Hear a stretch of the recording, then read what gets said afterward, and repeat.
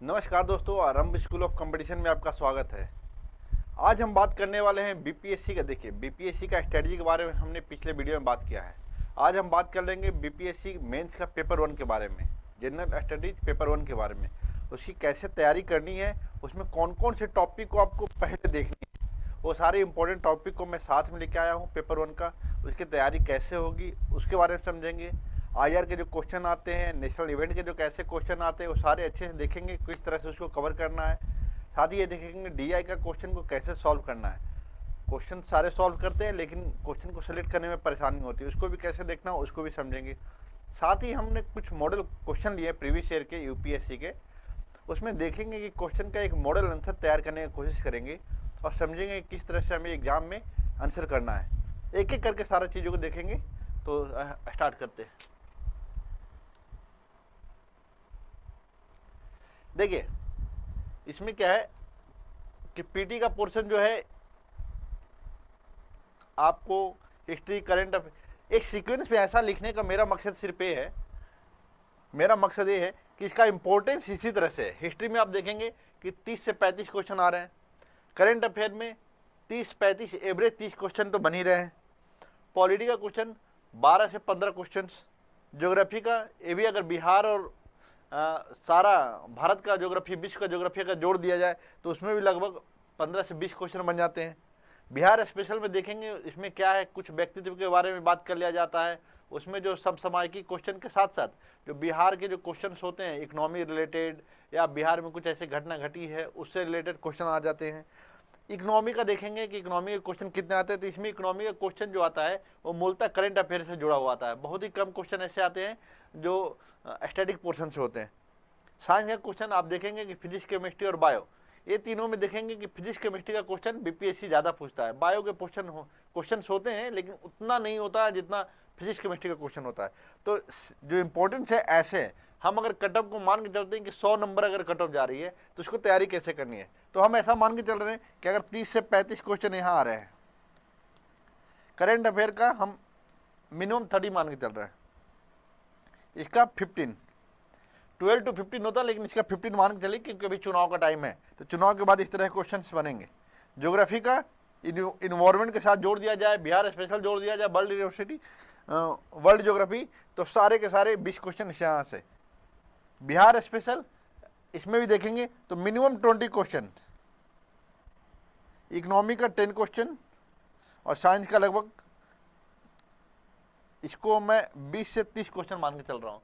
तो मैं अगर मिनिमम मान के चलूँ तो 30 प्लस 15 प्लस 20, तो आप देखेंगे कि 30-30 95 यहाँ से आपके बन रहे हैं, 95 क्वेश्चन यहाँ से आ रहे हैं। मैं सिर्फ इसकी बात कर रहा हूँ। अब देखो, मैं जो बात कर रहा हूँ सिर्फ ज्योग्राफी तक की बात कर रहा हूँ, ये 4 पोर्शन का, और आपको बिहार स्पेशल पढ़ना ही पड़ेगा। तो मैं बोलूँगा कि आप इसे लेके चलिए। तो जो बच्चे बहुत ज़्यादा साइंस में स्ट्रॉन्ग नहीं है तो उसको बहुत ही ज़्यादा परेशान होने की ज़रूरत नहीं है। कुछ पीटी के लिए कुछ स्ट्रेटजी ऐसा अपनाना है कि हमें पहले पीटी पास करना है। पीटी पास एक बार हुए तो मेंस में बहुत ही आसान है, मेंस को बहुत आसानी से कवर किया जा सकता है। उसकी स्ट्रेटजी हम बात करते हैं। तो देखिए, सिलेबस तो ये है लेकिन हम अगर पास होना है तो अगर आप इतना डेडिकेटेड हो कि अभी से पहले तैयारी जो आप कर रहे हो, तो पहले क्या करना है आपको, कितना पोर्शन को पहले कवर कर लो, आप बाउंड्री लाइन क्रॉस कर जाओ, उसके बाद जो बाकी टाइम बचता है वो इसमें दो। अगर आप साइंस में कमजोर हो, देखो इकोनॉमी पढ़ना ही पड़ेगा, जब करंट पढ़ोगे तो इकोनॉमी का क्वेश्चन करना ही पड़ेगा, तो वहां से कंप्लीट होगा। आप समझ रहे हो क्या कहना चाह रहा हूं मैं, कि आप पहले 4 पोर्शन को बढ़िया से कवर करो, उसके बाद बाकी जो पोर्शन है धीरे धीरे कवर करना। तो स्ट्रेटजी यही होना चाहिए कि आपको एक लक्ष्य, गोल तैयार करो कि हमें ये पोर्शन कितने दिन में कंप्लीट हो रहा है। ये कंप्लीट करने के बाद इसको फिर देख लो, फिर रिवीजन इसका चलेगा, लेकिन इसके बीच में ही मेंस आपको करना है। तो मैं मान के चल रहा हूँ कि जो सिंसियर स्टूडेंट होंगे, जो एग्जाम लिखने के लिए तैयारी कर ही रहे हैं बीपीएससी के लिए, तो उनको अभी अगर देख लिया जाए तो मैं कहता हूँ अगर 12 आवर पर डे पढ़ रहे हैं, अगर एक दिन में 12 आवर पढ़ रहे हैं, तो मैं कहूँगा कम से कम 6 to 7 आवर और 6 to 7 आवर और 4 to 5 आवर या 5 to 6 आवर, ऐसा कम से कम ये रेशियो होना चाहिए। 5 से 6 घंटा आप अभी मेंस का दे दीजिए, 1 से 1.5 महीना, उसके बाद आप सिर्फ पीटी पे फोकस करिए। तो 1 से 1.5 महीने में आपका क्या होगा कि एक बेसिक हिस्ट्री वाला पोर्शन सारा कंप्लीट रहेगा, क्योंकि उसमें पीटी से भी जुड़ा हुआ क्वेश्चन आते हैं, तो सारा कंप्लीट कर लो। फिर आईआर का जो मेन पोर्शन जो लग रहा है आपको बर्निंग टॉपिक है, इलेक्ट्रो जो हम लोग बात करेंगे अभी आगे, तो उन सारे टॉपिकों को कवर करो, 1.5 से 2 महीने में खत्म करो उसको। बाकी जो टाइम बच रहा है वो सारा का सारा पीटी में दो, ठीक है। और एक मैथ का पोर्शन हमने छोड़ा था यहाँ पर, तो मैथ का 5 to 10 क्वेश्चन आते हैं। तो इसका तो एवरेज अगर देखा जाए तो बच्चे जो कमज़ोर है और जो अच्छा है वो तो सारे के सारे सही करके आते हैं मैथ में, लेकिन जो वीक बच्चे हैं वो क्या करते हैं कि इसमें तुक्का खेल जाते हैं या इसको करते नहीं है। तो मैं पहले इसको कंप्लीट करने बोल रहा हूँ, जिनका अच्छा है वो मैथ का करें, क्योंकि 1/3 निगेटिव है तो बहुत रिस्की होता है कि कुछ भी गेस करने से, ठीक है। तो ये पोर्शन आप कवर कर लो। हम देखते हैं मेन, आज मेरा समझाने का, मेरा यहाँ आने का मकसद सिर्फ ये है कि मेंस का तैयारी कैसे करवाऊँ आपको। तो आप देखो, अब ये आपको मैंने पिछला वीडियो में देखा होगा, तो आपने देखा होगा क्वालिफाइंग, इसमें कौन कौन से टॉपिक आते हैं, आप उस वीडियो में जाकर देखिए। जीएस पेपर में क्या क्या आते हैं ये सारा मैंने लिख दिया, आप देख लो। मैं सीधे टॉपिक पे चलता हूँ। देखो, अब जो फर्स्ट पेपर है हिस्ट्री, नेशनल और इंटरनेशनल इवेंट और डीआई है। अब आपको पता होगा कि जब हिस्ट्री का करोगे,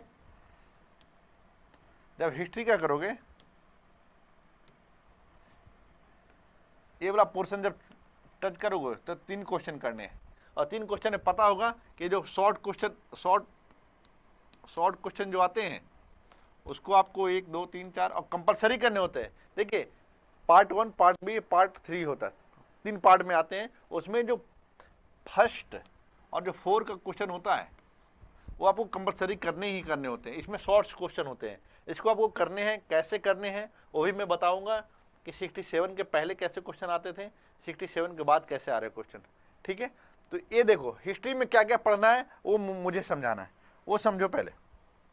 मैं सिर्फ पहले बात कर रहा हूँ कि आप 67 के पहले देखोगे कि यही को जो आर्ट वाला पोर्शन है, ये जो आर्ट वाला पोर्शन है जो आप देख रहे हो, मॉडर्न आर्ट, पाला आर्ट, पटना कलम, मधुबनी पेंटिंग और अदर पेंटिंग्स ऑफ बिहार।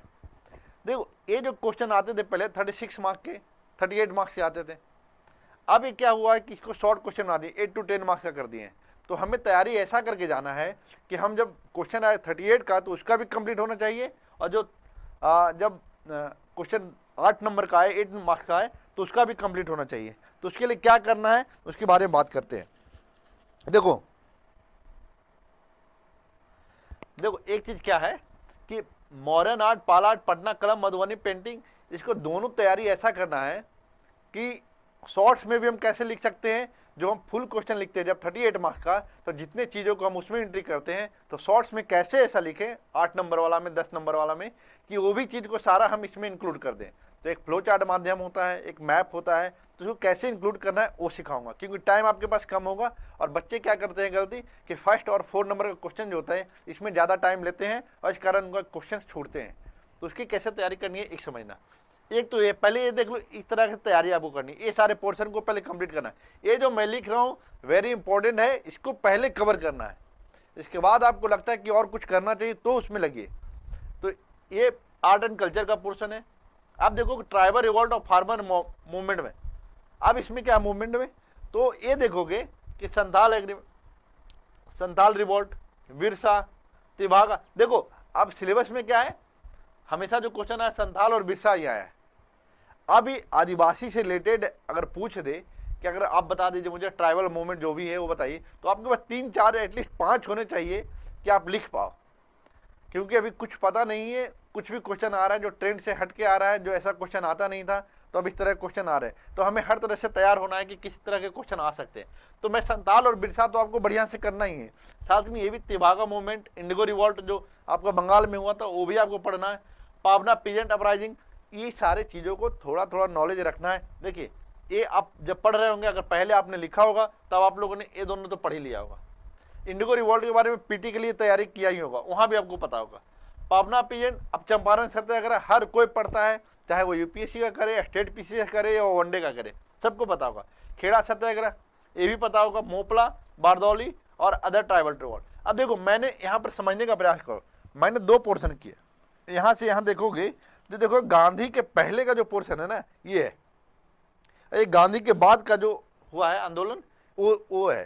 तो समझिए आप इसको कि कैसे आपको समझना है। आप डिवाइड करके पढ़ोगे तो एक दिमाग में आएगा, बार बार माइंड में आएगा कि कैसे हमने तैयारी किया है, और जब एग्जाम हॉल में बैठे रहोगे तो यही चीज़ क्लिक करेगा आपके माइंड में, और उसी तरह से उसको आप डायग्राम बना पाओगे कि बिफोर गांधीयन एरा और गांधीयन एरा, ऐसे करके लिखोगे तो एक इम्प्रेशन बनता है एग्जामिनर पे।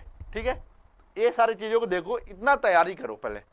अब रिवॉल्ट बात मोमेंट के, अब जो आंदोलन हुए हैं जो गांधी जी के पहले हुआ है, गांधी जी के समय में हुआ है, तो स्वतंत्रता आंदोलन में क्या हुआ। अब 1857, अब मैंने सिर्फ इतना लिखा है तो इसका मतलब ये नहीं है, आप प्रीवियस ईयर का क्वेश्चन पेपर देखोगे तो इसमें बिहार को इंक्लूड करता ही है, और जहाँ बिहार इंक्लूड होता है वहाँ कुंवर सिंह आते हैं, ये आपको समझना है। तो आप जब इसको पढ़ोगे तो इसमें 3-4 चीज़ जो क्वेश्चन यूपीएससी में अक्सर पूछा है, इसकी असफलता का कारण क्या था, इस क्रांति के पीछे का कारण क्या था, क्या कारण था कि इंडियन हारे, क्या कारण था कि अंग्रेज जीते, और फिर भी अंततः क्या होता है कि ब्रिटिश क्राउन के हाथ में ईस्ट इंडिया कंपनी अपनी सारे पावर खोती है, और ईस्ट इंडिया जो ब्रिटिश क्राउन है वो उस पावर को संभाल लेती है। मतलब लंदन से इसको पावर को हैंडल किया जाता था इंडिया को। तो ये कैसे होता था, रिवॉल्ट के बारे में पूरा डिटेल से पढ़िए, सफलता असफलता और बिहार स्पेशल वो करिए। चंपारण सत्याग्रह में क्या हुआ था, अब ये तो बहुत इंपॉर्टेंट है, बिहार से रिलेटेड है, इससे क्वेश्चन कई बार आए हुए हैं। तो हो सकता है इस तरह के क्वेश्चन शॉर्ट्स में पूछे, क्योंकि पिछले बार शॉर्ट्स में ही पूछा है। तो ये ध्यान रखिएगा, 8 नंबर 10 नंबर के क्वेश्चन आएंगे ऐसे। तो आपको लेकिन तैयारी दोनों माध्यम से करना है, शॉर्ट में भी लॉन्ग में भी। देखो नॉन कोऑपरेशन, फुल दम तैयारी करना, इसका दम पूरा 38 नंबर का क्वेश्चन कैसे बनेंगे, इसमें मैप क्या क्या शामिल होगा, ऐसे जो मैं बता रहा हूँ ये सारे क्वेश्चन जितने टॉपिक हैं, ये सारे टॉपिक को मैं कल से ही एक एक टॉपिक आर्ट एंड कल्चर से शुरू करेंगे, और ऐसे करके धीरे धीरे आगे बढ़ेंगे, ये कंप्लीट करेंगे। कंप्लीट करने के बाद आपको यहाँ मैं ही कंप्लीट करवाऊंगा, आप अपनी तरफ से कर रहे हो ठीक है, नहीं तो मैं तो करवाऊंगा, आप मेरे चैनल पे आना, आप वीडियो देखना। देखो सीडीएम जो है सिलेबस में है नहीं, फिर भी मैंने लिया है क्योंकि हमें क्या करना है, हमको इससे भी जोड़ना है और इससे भी जोड़ना है। जब क्विट इंडिया मूवमेंट लिखोगे तो यहाँ पर सीडीएम ही काम आएगा कि आप दिखाओगे कि ये फेल हुआ था, और नॉन कोऑपरेशन में क्या हुआ था वो बताओगे, तभी एक रिलेट करोगे तो आपको समझ में आएगा कि गांधी की क्या उपलब्धि है। ठीक है, एक होता है पर्सनालिटी बेस्ड जो क्वेश्चन आए हैं, गांधी नेहरू टैगोर के बारे में इनके संबंध पूछ दे, यूपीएससी में भी इससे क्वेश्चन पूछा हुआ है, समझ गए। तो इस चीज़ को ध्यान रखना कि अब पूछ देगा कि शिक्षा को लेकर इन दोनों का क्या सोच था, तो दोनों की समानताएं पूछेगा, क्या मतभेद था, इस तरह की चीज़ों को समझना है, इनके क्या थॉट्स थे, इनके क्या समाजवाद पर इनके क्या थॉट थे, एजुकेशन पे इनके क्या थे, तो सारी चीज़ों को आपको पढ़ना है। एक टॉपिक मैं कंप्लीट करवाऊंगा पर्सनालिटी बेस्ड। अब देखो, अब पर्सनालिटी बेस्ड जब पीटी की तैयारी करोगे, राजेंद्र प्रसाद, अनुग्रह नारायण, बड़े बड़े हस्तियों को आपको, राम मनोहर लोहिया, इन सारे लोगों को आपको याद करना है, इनके बारे में थोड़ा थोड़ा पढ़ना है। जो पर्सनालिटी है लगभग 10 से 12 पर्सनालिटी को हम लोग यहाँ करेंगे, और उसमें देखेंगे क्योंकि उस पर शॉर्ट्स क्वेश्चन आते हैं तो वो करना है। प्रेस और एजुकेशन पे अक्सर एक ही टाइप के क्वेश्चन पूछ रहे हैं, तो इसको आप तैयार कर लोगे तो इसमें आपको नंबर पूरा मिलेंगे, क्योंकि अक्सर बच्चे ये लोग क्वेश्चन छोड़ते हैं और जाते हैं आंदोलन में। तो ये में अच्छा पकड़ अगर बनाते हो तो इसमें आपको पूरा अच्छा नंबर मिलने के चांसेज हैं। देखो आप 68 से क्या हुआ कि थोड़ा ट्रेंड चेंज हुआ, और कॉन्स्टिट्यूशनल डेवलपमेंट जो ब्रिटिश एडमिनिस्ट्रेशन के समय में हुआ था वो क्वेश्चन आने लगे। तो हम ये पूरा करेंगे। ये पूरा करने का मतलब क्या है, 73 से लेकर 1947 तक ईस्ट इंडिया कंपनी ने जो 1858 के पहले तक जो शासन किया उसको भी देखेंगे। 1858 के बाद जो क्राउन, जो ब्रिटिश गवर्नमेंट ने जो शासन देखा था, तो उसमें क्या क्या एक्ट बने उसको भी अलग अलग करके पढ़ेंगे। तो कहने का क्या मतलब है कि ये जो पोर्शन है पीटी में आपका काम आएगा। जब ये पढ़ोगे, ये वाला जो सारा पोर्शन है ये सारा पीटी के लिए भी उतना इंपॉर्टेंट है जितना मेंस के लिए। तो यहाँ क्या करना है, हम लोग पढ़ेंगे कैसे, मेंस को भी लेके पढ़ेंगे, मैप के साथ पढ़ेंगे, पीटी को भी जहाँ पीटी के लिए इंपॉर्टेंट है वो हम जब टॉपिक तैयार करेंगे वहाँ पर बताएंगे कि आपको पीटी के लिए इंपॉर्टेंट है, तो आपको ऐसे कंप्लीट करना है। तो ये आपको पोर्शन समझ में आया होगा। यहाँ 3 क्वेश्चन आएंगे, 3 क्वेश्चन आएंगे। यहाँ पर पहला क्वेश्चन में पार्ट आएगा, नॉर्मल में 1, और इसमें क्या आएगा सेकंड, और करके क्वेश्चन दे देगा क्वेश्चन। फिर यहाँ पर क्वेश्चन और क्वेश्चन। मतलब कहने का मतलब है 3 क्वेश्चन करना है तो एक क्वेश्चन तो आपको कंपलसरी करना है। एक क्वेश्चन क्या है, चाहे तो ये सिलेक्ट करो चाहे ये सिलेक्ट करो, ये सिलेक्ट करो या ये सिलेक्ट करो। पहले ऑप्शन जो होता था, क्वेश्चन आते थे कि डायरेक्ट 5 क्वेश्चन दिए जाते थे और उसमें चुनने को बोला जाता था 3 क्वेश्चन कोई कर लो। लेकिन अब चेंज हुआ है ट्रेंड, इसमें क्या है कंपलसरी कर दिया गया है और इसमें अथवा हुआ है। अब 2 ही क्वेश्चन आपके पास है, उसी में से आपको चुनना है, ना कि 4 क्वेश्चन है। तो इस चीज़ को समझो। तो इसलिए तैयारी आपको बहुत ही डीपली करना पड़ेगा, कोई पोर्शन को छोड़ नहीं सकते आप। तो मुझे लगता है हिस्ट्री वाला पोर्शन आपको समझ में आया होगा। अब आगे देखते हैं। अब देखो, हम बात करें नेशनल और इंटरनेशनल इवेंट की। इसमें देखो मैं सारे पोर्शन को यहाँ पर अभी टच नहीं किया हूँ क्या क्या आएगा, लेकिन अभी एक बेसिक आइडिया मैं आपको दे रहा हूँ किस तरह के क्वेश्चन आएंगे। अब नेशनल और इंटरनेशनल इवेंट में क्या होता है, बेसिकली हम समझ लेते हैं कि ये जो है आईआर के क्वेश्चन आएंगे, सिर्फ आईआर नहीं आएंगे, ये नेशनल इवेंट भी है। नेशनल इवेंट का मतलब क्या है कि जो देश में जो बर्निंग टॉपिक है उस पर क्वेश्चन आ सकते हैं। जैसे अभी क्या है, इलेक्टोरल बॉन्ड है, अभी क्या है, हम ग्लोबल वार्मिंग की बात कर रहे हैं, अभी क्या है, अभी आप देखोगे कि बहुत सारे ईसीआई पर सवाल उठ रहे हैं, उस पर बात चल रही है। तो इन सारे क्वेश्चन को आप देखेंगे, अभी ईडी सीबीआई इस पर बहुत सारे क्वेश्चन उठ रहे हैं और कई तरह के कार्य उनके द्वारा किए जा रहे हैं, तो न्यूज में है। तो इन सारे टॉपिक को हम देख सकते हैं। 1 नेशन 1 इलेक्शन, अब समझो national institution based.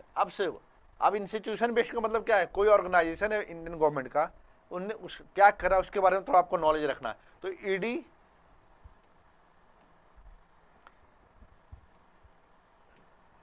ED CBI narcotics के लिए जो ड्रग्स ऑर्गेनाइजेशन है, 1 नेशन 1 इलेक्शन, ये इंस्टीट्यूशन बेस्ड है। इस तरह से कमेटी वगैरह कोई अगर वो दिया है, सिफारिश किया है, तो वो सारी चीज़ों को आपको देखना है। मैं सिर्फ इसको बांटने का प्रयास किया हूँ, मूलतः इसको नेशनल और इंटरनेशनल इवेंट में अगर जोड़ना रहेगा तो ये सारे नेशनल इंटरनेशनल में आ जाएंगे। अब जब हम विदेशों के साथ संबंध जोड़ेंगे तो इंटरनेशनल में आएंगे और ये नेशनल में आएंगे। लेकिन फिर भी हमने ब्रेक किया कि क्वेश्चन कैसे आते हैं। आप देखोगे कि एक इंटरनेशनल या नेशनल इंस्टीट्यूशन से क्वेश्चन अक्सर आते हैं, तो इसके बारे में मैं अलग बात किया हूँ।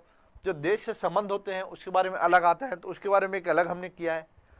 हमने ऐसा टॉपिक देखा है जो देश में बहुत ही ज्वलंत मुद्दा है, तो उन मुद्दों को हमने शामिल करने का प्रयास किया। तो आप समझ लो क्या क्या अभी जो है 1 nation 1 election, CBI ED narcotics का 1 नेशन 1 इलेक्शन, लद्दाख इशू। आप पढ़ोगे डिटेल में तो आपको समझ में आएगा कि कितना वर्डिंग है।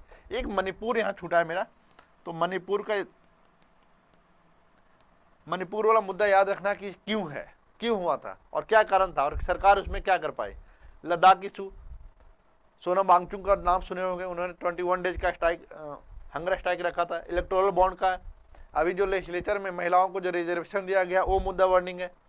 अब आप ये सोच रहे होगे सर ये 1 नेशन 1 इलेक्शन तो पॉलिटी का क्वेश्चन यहाँ कैसे है। तो आप जब देखोगे 66 का क्वेश्चन, 65 का क्वेश्चन, उसमें ऐसे ही क्वेश्चन को 1 नेशन 1 इलेक्शन को करंट में पूछा हुआ है।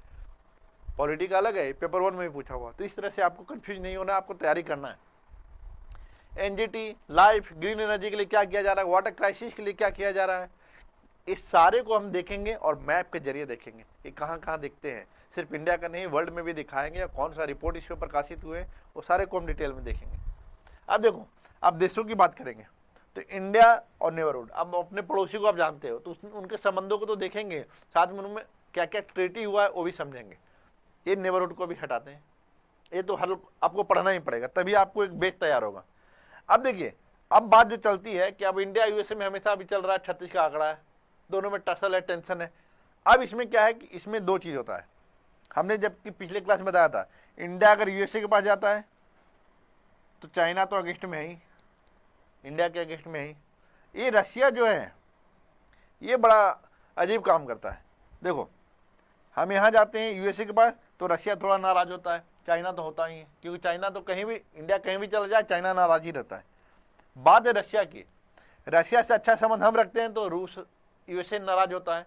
तो इसमें कैसे, कौन से ट्रीटी और कौन हमारा फॉरेन जो मिनिस्ट्री है इसमें क्या कर रहा है, क्या डिप्लोमेसी के स्तर पे कार्य कर रहा है, किस तरह से हम इस चीज़ में बैलेंस कर रहे हैं, वो सारे चीज़ों को हम लोग क्लास में देखेंगे। इंडिया यूएसए और एक इजराइल का मुद्दा। अभी देखो, ईरान इजराइल का आप देख रहे हो टेंशन। अब यहाँ पर क्या है, इजराइल और यूएसए का बहुत अच्छा पैक्ट है। अब यहाँ क्या है, और इजराइल और ईरान का अच्छा बनता नहीं है, तो देख रहे होगे अभी मिसाइल वगैरह छोड़ा गया है एक दूसरे के देशों पर, तो इस तरह टेंशन बढ़ रहे हैं। तो अब इंडिया के लिए चैलेंज क्या है, हम ईरान से भी तेल लाते हैं, हमारा चाबहार बंदरगाह भी वहाँ है, तो हम किस तरह से यहाँ भी बैलेंस करें, यहाँ संबंध अच्छा बनाएं। साथ ही हमें यूएसए से कई सारे हमने पैक्ट कर रखे हैं, तो उसमें कैसे बैलेंस करना, यूएसए भी हमसे नाराज ना हो, क्योंकि हम अब क्या है, जो हम अपना देश के लिए, जो आर्मी के लिए जो भी वेपन और जो पोत वगैरह या हम लोग चिनूक जैसे हेलीकॉप्टर खरीदना होता है, तो हम क्या करते हैं, मल्टीपल देशों से अब खरीद रहे हैं। पहले हम जो एक देश पे डिपेंडेंट थे, अब कई देशों से खरीदते हैं। तो उसमें यूएसए से भी हम कई तरह का चीज़ों से समझौता किए हुए हैं, तो वहाँ से भी हमारा आयात होता है, हम निर्यात भी करते हैं वहाँ, तो हमारा संबंध यहाँ भी ना खराब हो। तो हम बैलेंस कैसे करना है, इंडिया जो है इजराइल के साथ भी अच्छा संबंध रखा है, तो कैसे बैलेंस कर रहा है इंडिया, इसके बारे में हम डिटेल से समझेंगे। इंडिया, नेपाल, चाइना, अब अक्सर देख सुनते होंगे कि हम नेपाल हमसे नाराज होता है, चाइना गोद में बैठ जाता है। क्यों बैठता है, वापस फिर इंडिया के पास क्यों आता है, ये सारी चीज़ों को समझेंगे। किन किन मुद्दों को लेकर विवाद है नेपाल के साथ, वो भी समझेंगे।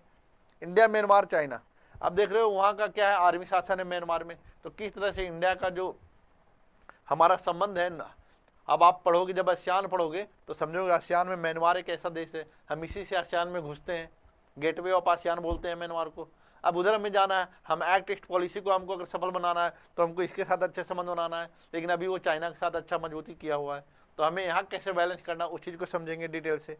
इंडिया, मालदीव, आप अगर न्यूज देखते होगे, करंट मुद्दों के साथ हो, तो आप पढ़े होगे कि चाइना के साथ डिफेंस पैक्ट मालदीव कर लिया, जबकि मालदीव के साथ इतना अच्छा संबंध है हमारा इसके पहले के गवर्नमेंट के साथ।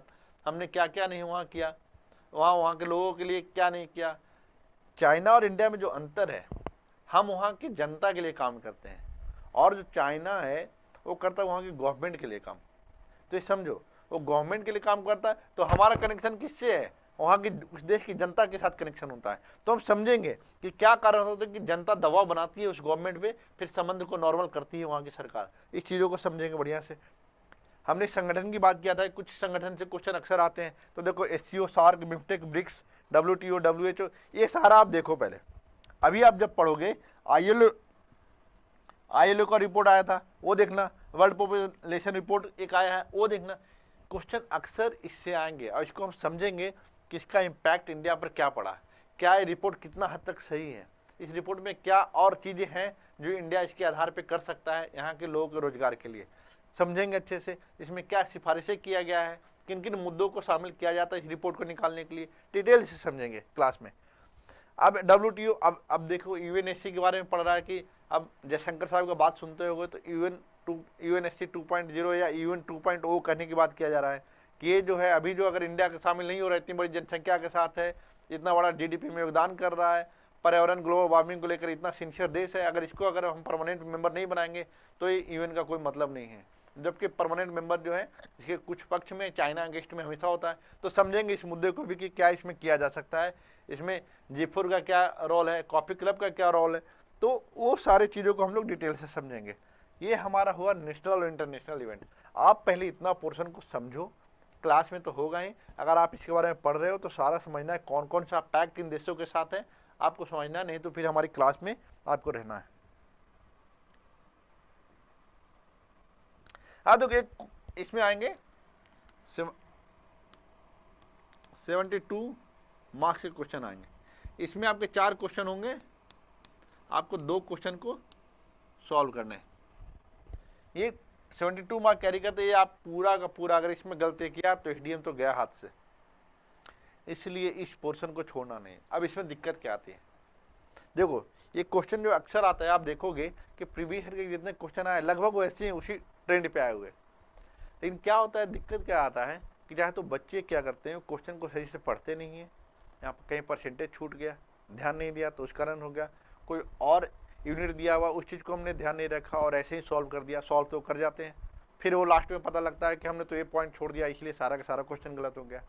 एक अच्छा चीज़ क्या है कि इस बार स्टेप मार्किंग हुआ है तो आपको इसका थोड़ा फायदा मिलेगा। लेकिन इसमें क्या होता है, सबसे बड़ा दिक्कत DI का कि इसमें क्वेश्चन सिलेक्शन में दिक्कत होता है कि हम उसमें आंकड़े को हम पढ़ पा रहे हैं या नहीं पढ़ पा रहे। तो मैं सिर्फ ये बताना चाहता हूँ, एक पाई चार्ट बेस्ड आता है, और देखो DI करने के लिए आप ये पोर्शन को आप कंप्लीट करना है, percentage, average, ratio, profit loss और एक कैलकुलेटर, इस पे हाथ आपको बैठा लेना है। तो आप जब ये सब करोगे तो अब कैलकुलेटर से ही करना क्योंकि वहाँ कैलकुलेटर अलाउड होता है। अब pie chart, bar graph, line graph और एक मिक्स होता है। यहाँ पाई चार्ट अलग दिया हुआ, बार ग्राफ अलग दिया, हो सकता है कि एक मैप ऐसा आएगा यहाँ पर लाइन ग्राफ भी दे देगा, ऐसे करके कुछ लाइन ग्राफ भी दे देगा। तो आपको समझना मिक्स इसी टाइप का होता है। तो ये होता है, और बच्चों को सिलेक्ट करने में होता है कि कौन सा क्वेश्चन सिलेक्ट करें, तो उसमें भी बारे में बात करेंगे किस तरह के क्वेश्चन को सिलेक्ट करना चाहिए। अब ये सारे पोर्शन आपने देख लिया, तो हमने क्या बताया कि इसमें पार्ट कितने होते हैं, 1 2 3। इसमें आपको 3 क्वेश्चन करने हैं। जब इंटरनेशनल और नेशनल करना है तो उसमें 3 क्वेश्चन करना है, और डीआई में आपको 2 क्वेश्चन करने हैं। इस तरह समझो कि ये सारे ऐसे होंगे, ठीक है ना। और मैंने बता दिया था कि पहला क्वेश्चन मतलब पार्ट 1 और पार्ट 2 का पहला, और पार्ट 2 का पहला मतलब 1 और 4 नंबर का क्वेश्चन आपको करना ही करना है, क्योंकि शॉर्ट क्वेश्चन आते हैं। ठीक है, इतना चीज आपको समझ में आया, तो अब क्वेश्चन पे चलते हैं कैसे तैयार करना है। एक मॉडल टाइप का क्वेश्चन देखेंगे कि क्या क्या शामिल करना है, तो आप ऐसा प्रैक्टिस करना, फिर हम लोग तो क्वेश्चन करेंगे तो समझ में आएगा।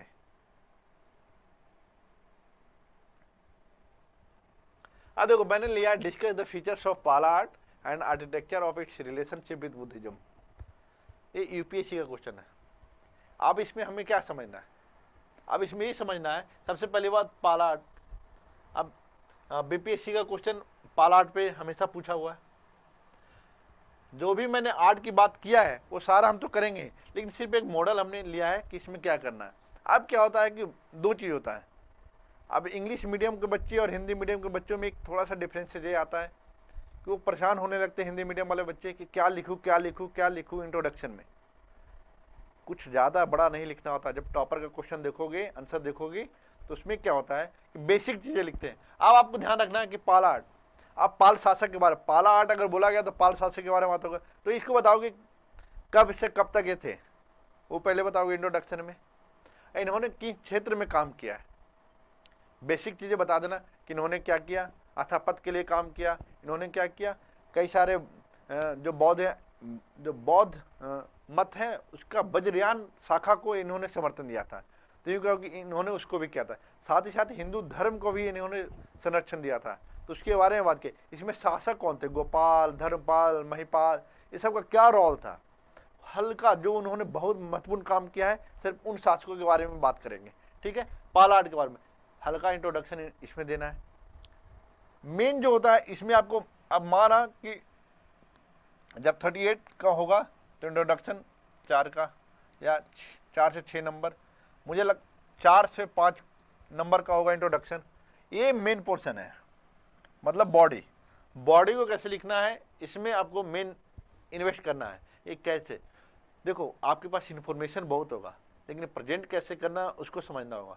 तो प्रेजेंट करने का एक तरीका होता है। कुछ बच्चे होते हैं, अरे मुझे तो पता है कि स्तूपा, महाविहार, उन्होंने यूनिवर्सिटी बनाए थे, उन्होंने कुछ संरक्षण भी दिया था, तो आप ऐसे इधर उधर अगर बिखरा कर लिखोगे तो नंबर नहीं मिलेगा। एक सीक्वेंस होना चाहिए, क्रोनोलॉजी होना चाहिए ऐसा, और ऐसा हो कि पहला से दूसरा कनेक्ट हो रहा है, उसको समझना होगा। तो अब अगर बात करेंगे तो पहले तो देखो इंपॉर्टेंस ऑफ पाला क्या है। पाला जो पाल शासकों ने क्या क्या किया, आपने बेसिक हल्का सा बता दिया कि 8 से 12वीं शताब्दी तक इन्होंने शासन किया बंगाल बिहार वाला एरिया में, और किस तरह से इन्होंने इन क्षेत्रों में आर्ट के क्षेत्र में क्या क्या काम किया। तो बेसिकली बता दोगे कि स्थापत्य, मूर्तिकला, चित्रकला, इस सब के लिए काम किया। और फिर जब आओगे बॉडी में तो क्या है इसका इंपॉर्टेंस में जब देखोगे स्तूपा उन्होंने बनाया, पेंटिंग क्या है, स्टैचू क्या बनाया, यूनिवर्सिटी भी बनाया है, कुछ विहार भी बनाए हैं, और कुछ मठ बनाए हैं उन्होंने। अब क्या उसमें ये भी देखोगे क्या उसमें प्रेजेंट में अभी देश में कुछ चल रहा है क्या पाला आर्ट के लिए। साथ में ये भी देखो, जब कंक्लूजन में दोगे तो उसमें देखोगे कि क्या, अब इसमें स्तूपा जब बना रहे हो तो स्तूपा में क्या करोगे, कोशिश करो अगर शॉर्ट क्वेश्चन आए तो उसमें मैप के लिए नहीं दिमाग लगाना है। अगर ये आए शॉर्ट में, अगर 8 नंबर वाला क्वेश्चन आए, 10 नंबर वाला क्वेश्चन आए, तो इसमें क्या करो, सिर्फ एक बिहार वाला मैप बना दो, ऐसे मैप बना लो अपना, और इसमें क्या करो कि इसमें दिखा दो कि भाई कहाँ कहाँ पर था, ये कहाँ कहाँ है। थोड़ा सा बंगाल वाला एरिया, इधर जाओगे तो बंगाल वाला एरिया है, तो थोड़ा सा दिखा दो मैप में, तो इससे क्या होगा कि समझ में आ जाएगा छोटे वाला क्वेश्चन के लिए इतना काफ़ी है। लेकिन जब वो करोगे तो वो तुमको ऐसे ऐसे करना पड़ेगा, ये पूरा स्तूपा स्तूपा बनाओगे टाइम लगेगा। तो बड़े वाला क्वेश्चन के लिए करना है, बड़े वाले क्वेश्चन के लिए करना है। तो स्तूपा में क्या है,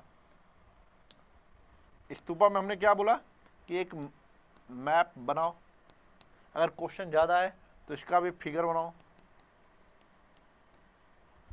पेंटिंग के लिए कोई फिगर बनाने की जरूरत नहीं है, बस इसके बारे में बता दो कि क्या क्या उन्होंने किया है। स्टैचू, स्टैचू में देखोगे कि इनके समय का जो पालाट का जो स्टैचू देखोगे तो इसमें क्या होता है कि मुलायम मिट्टी की वजह से इसमें उकेरा जाता है ऐसे मिट्टियों को, और उससे गहना वगैरह बनाया जाता है बहुत अच्छे तरीके से। तो इसमें कहा जाता है कि इन्होंने जो स्टैचू बनाया इसकी विशेषताएं क्या थी, तो विशेषताओं के बारे में आपको बताना है और उसके बारे में बढ़िया से लिखना है। यूनिवर्सिटी आप देखोगे कि उदंतपुरी, विक्रमशिला, ये सब के बारे में क्या है, तो उसके बारे में बताओ कि वहाँ क्या पाया गया है। वो क्वेश्चन में आएंगे जब आप इसको पढ़ोगे तो वहाँ पर आपको दिखने को मिलेगा कि विक्रमशिला में क्या क्या पाया गया और भी क्या क्या पाया गया है। जो उदंतपुरी था मठ में क्या होता था, किस तरह की शिक्षा दिया जाता था वो समझिए। विहार में क्या होता था वो भी समझो। समझने के साथ साथ बिहार वगैरह का मैप अगर बनाना हो तो बहुत आसान मैप होता है, इसमें बड़ा चीज़ नहीं है। इस क्वेश्चन को आपको मुश्किल से 3 मिनट में लिख दीजिए अगर शॉर्ट आता है तो। अब बड़ा आता है तो आपको 3 से 4 मिनट के बजाय आपको लगभग 17 से 18 मिनट लिखने होते हैं, तो बढ़िया से लिखना होता है। उसके बारे में जब हम क्वेश्चन सॉल्व करेंगे तो डिटेल से समझेंगे। कंक्लूजन हमेशा क्या होता है, सकारात्मक देना चाहिए। जब तक वहाँ ये न लिखे कि आलोचनात्मक परीक्षण करिए। तो इस चीज़ को देख लो, हमने क्वेश्चन को पहले पकड़ा, की पॉइंट क्या था, पालाट, आर्किटेक्चर क्या है और इसका बुद्धिज्म से क्या रिलेशन है।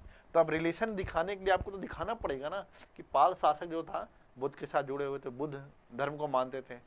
लेकिन बुद्ध धर्म का मानने से मतलब नहीं था कि वो अन्य धर्मों का उपेक्षा करते थे, उनका भी उतना ही संरक्षण देते थे।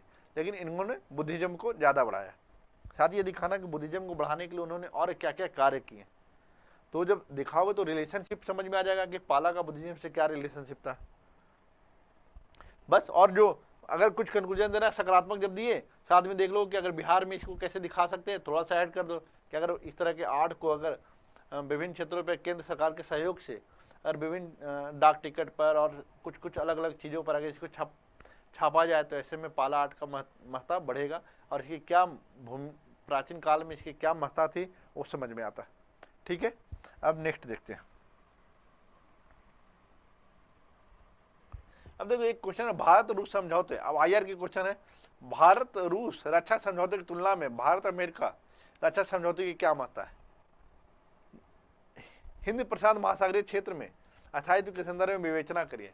कहने का what is the significance of Indo US defence deal और Indo Russian deal. Discuss the reference to stability in the Indo Pacific reason.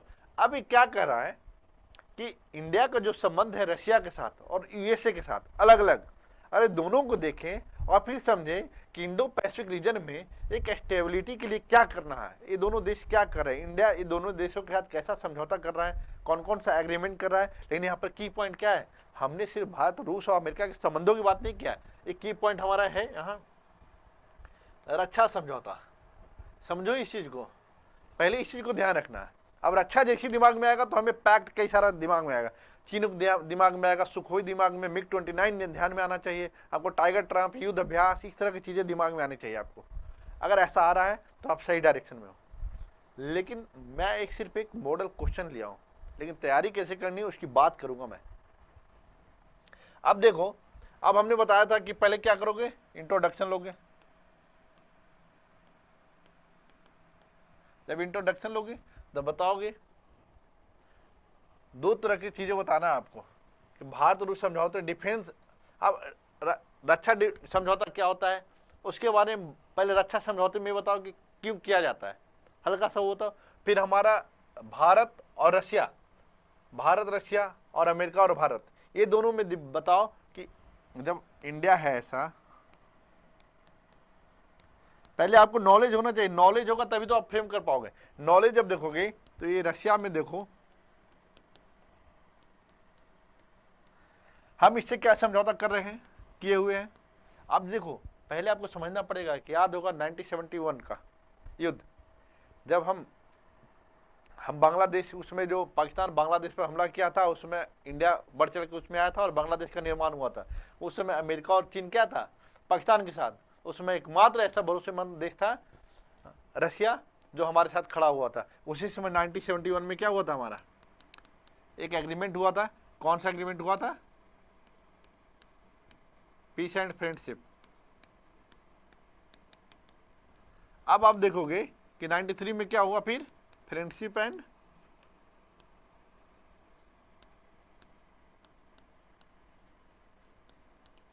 Cooperation agreement. फिर आगे देखोगे कि इसमें क्या होता है, मिलिट्री कोऑपरेशन के लिए होता है एग्रीमेंट। फिर 2000 में देखोगे कि स्ट्रेटेजिक पार्टनरशिप बनता है। ये देखो, अब मिलिट्री ये सब की देखो, ये चीज़ें आपको ध्यान में रहना चाहिए, तभी आप एस्टेब्लिश कर पाओगे कि क्यों हमारे संबंध इसके साथ मजबूत हैं, और क्या रशिया इतना भरोसेमंद है कि हम रक्षा समझौता करें और हमारी मुसीबत के समय में ये हमारे साथ खड़ा होगा या धोखा देगा। इस चीज़ को समझना हो तो उसको एस्टेब्लिश करने के लिए हमारे पास यही सब एग्रीमेंट है जो काम आएगा। हमने इसके अलावा भी, अगर अच्छा समझौते के अलावा अगर बात करें तो हमारा ट्रेड कैसा है, हम उसके साथ संबंध कैसा है, ट्रैक 1 ट्रैक 2 के आधार पर हम कैसे रिलेशन बना रहे हैं, वो अलग चीज़ है। यहाँ अच्छा समझौता की बात है तो हम उसकी बात नहीं कर रहे हैं। अब बात करोगे S-400 की, MiG-29 की, सुखोई 30 MKI, इस तरह का चीजें कहां से ले रहे हैं हम? यहीं से तो ले रहे हैं। हमको कहां से मिला था, पहला पोत कहां से मिला था? ये सारा रशिया ही था जो हमें इस तरह का एस्टेब्लिश किया था। अब ऐसा नहीं है कि अब, चूंकि हमेशा हम क्या है, भारत हमेशा अंतर्राष्ट्रीय स्तर पर बोलता है किसी ध्रुव के पक्ष में नहीं, एक ध्रुवीय के पक्ष में नहीं है, ना दो ध्रुवीय के पक्ष में। हम मल्टी ध्रुवीय, मल्टीपोलर कंट्री की बात करते हैं। कहाँ एक ध्रुव नहीं, एक दूसरे से जुड़ा हो और सब एक दूसरे का सहयोगी हो, ना कि एक दूसरे का टेंशन वाला और कॉम्पिटिटिव मार्केट में ऐसा में एक दुश्मनी ना पाले, बल्कि कोऑपरेशन से अपने इकोनॉमी को आगे बढ़ाएं, अपने देश के लोगों को अपनी सुरक्षा मुहैया कराएं, उनके लोगों के पर कैपिटा इनकम बढ़ाए। ऐसे बात करता है इंडिया। इंडिया ने हमेशा से हमेशा मानव पूंजी का समर्थन किया है, मानव अधिकार का समझौता किया है, मानव अधिकार को हमेशा आगे रखा है अपने फॉरेन पॉलिसी में और देश में भी। अब देखो, एक कहते हैं यूएसए में कि जिस देश के साथ एक फाउंडेशनल एग्रीमेंट होता है, 4 फाउंडेशन एग्रीमेंट बोला जाता है, यूएसए जिस देश के साथ करता है, कहा जाता है कि उस देश के साथ यूएसए के संबंध बहुत ही मजबूत हैं। और इंडिया ने हमेशा कोशिश किया था और अंततः इसमें सफल हुआ। क्या सफल हुआ? आप देखोगे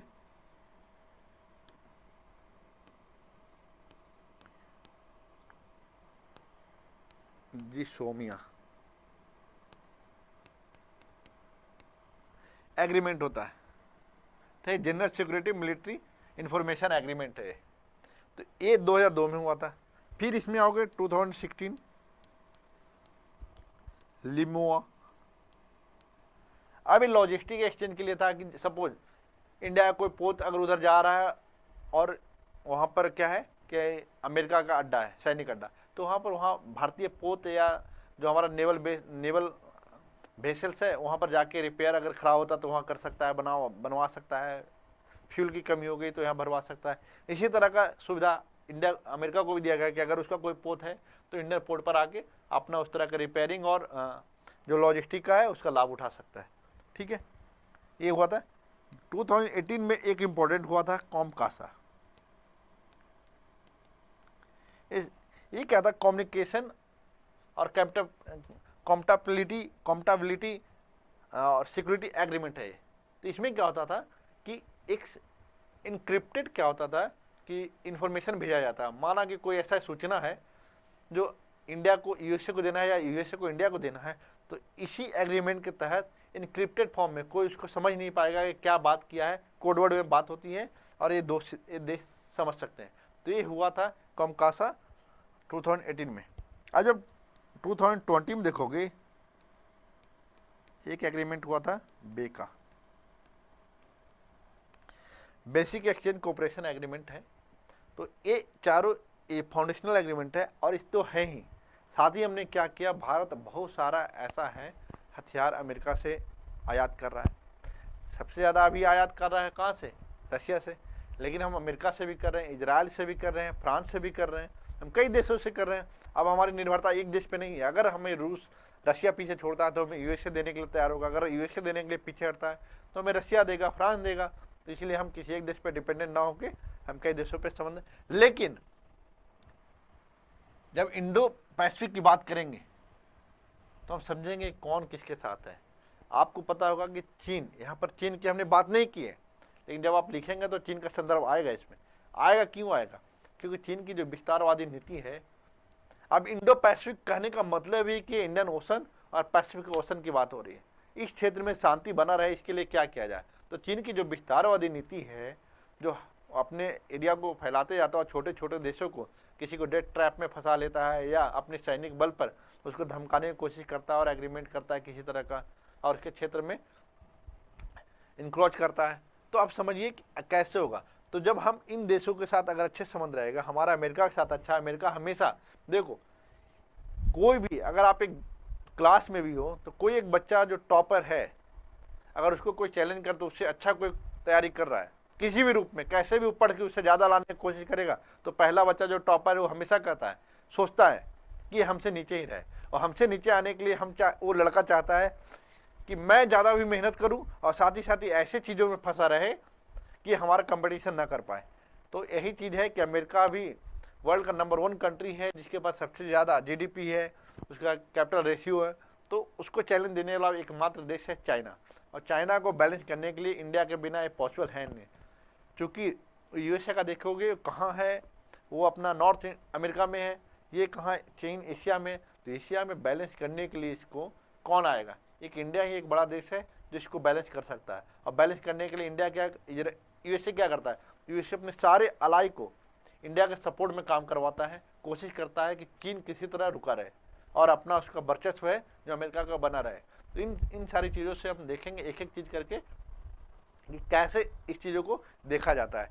तो हमने क्या समझा इससे, कि हमने पहले दिखा देना है कि इसमें कौन कौन से रक्षा समझौते हुए दोनों देशों के बीच में, और इस समझौते का क्या फ़ायदा है वो दिखाइए, और इस दोनों समझौतों को बनाए रखने में इंडियन ओशन में कैसे स्टेबिलिटी लाया जा सकता है ये भी आप समझिए। देखिए जब क्वाड की बात आएगी, जब क्वाड की बात आती है तो रशिया इंडिया के साथ खड़ा नहीं होता। तो आप समझिए यहाँ पर कैसे इंडिया ने बैलेंस किया है। जब आप इसके बारे में पढ़ेंगे डिटेल में तो समझ में आएगा। तो ये चीज़ें सिर्फ हम दिखाना चाहते थे कि इस तरह से आप तैयारी करिए। आज का वीडियो इतना ही है। Thank you so much.